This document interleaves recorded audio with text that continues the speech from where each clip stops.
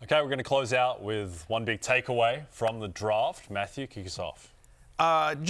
I think what an unbelievable landing spot for Quinshon Judkins. Yes. You know what I mean? Like, again, you think about a Kevin Stefanski offense. Did you know he was once Coach of the Year? A lot of people forget that. Twice. Yeah, that's the problem. It wasn't once. But one of the things that he really likes to do offensively, but everyone knew about the first one. I think they just forget about the second one. Very fair. One of the things he likes to do offensively, obviously, is run the ball to set up play action. And so you think about this Browns offense as it's currently constructed with a pretty good offensive line, a very good blocking tight end in David Njoku, questions at the quarterback position. And so Judkins, who is going to just get a ton of work. Connor, you love the player as well. Yeah. Ohio State kid, gets to stay in the state as well. I think after Ashton Genty, he's in a class by himself.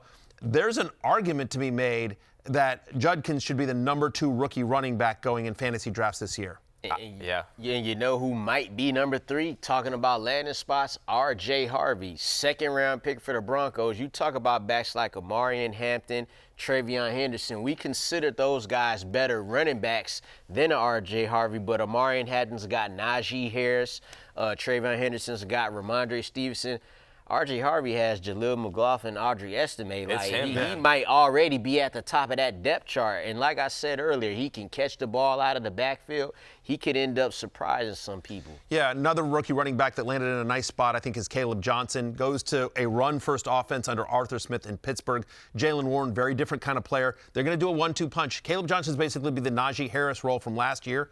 Top 25-ish running back in fantasy drafts this year. Arthur Smith's zone scheme, it's built for him. He's used to having a heavy workload this year. He's built for, and he can wear the same uniform, basically, going from Iowa to the Steelers. That's going to be a great spot for Caleb Johnson. Guys, day 2 was the day of value and scheme fits, and I look at Jack Bech going to the Raiders. I had him 40th overall. They took him close to the 60th pick.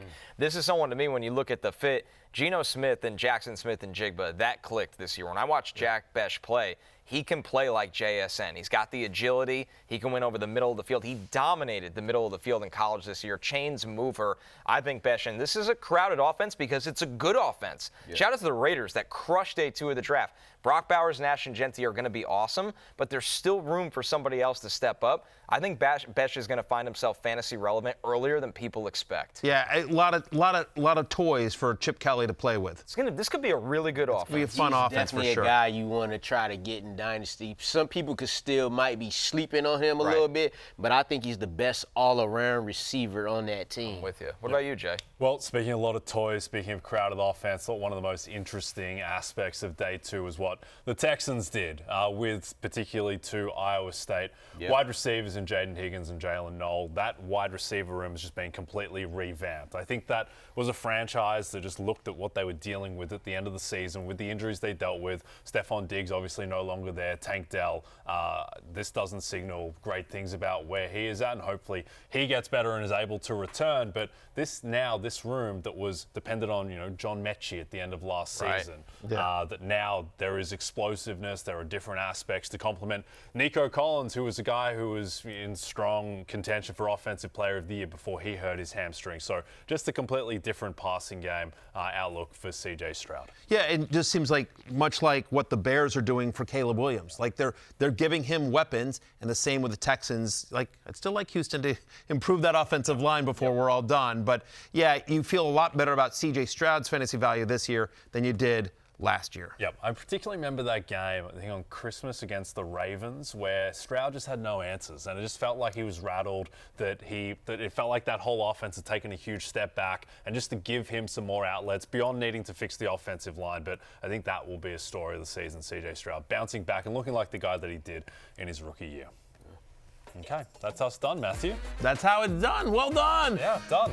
2 days of the NFL draft in the books. Day 3 coming up. Fantasy Football Happy Hour will be back Monday morning to break it all down. So you don't have to go home, but you can stay here. For Lawrence Jackson, Connor Rogers, Jake Croucher, I am Matthew Berry. We will see you on Monday morning.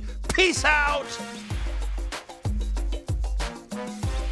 Hey, it's Matthew Berry from NBCSports.com and RotorWorld.com, and I want to thank you so much for watching whatever it is you just watched, or if nothing else, being too lazy to click out of the autoplay after this video started, after whatever it is you actually wanted to watch finished. But now that you're here, I'd like to take a moment here to ask you respectfully, respectfully now, okay? I'm asking you respectfully to subscribe to the NFL on NBC YouTube channel. You'll get the latest Roto World fantasy news headlines, all sorts of great shows, including my own Fantasy Football Happy Hour. So go subscribe now. Again, I'm asking respectfully.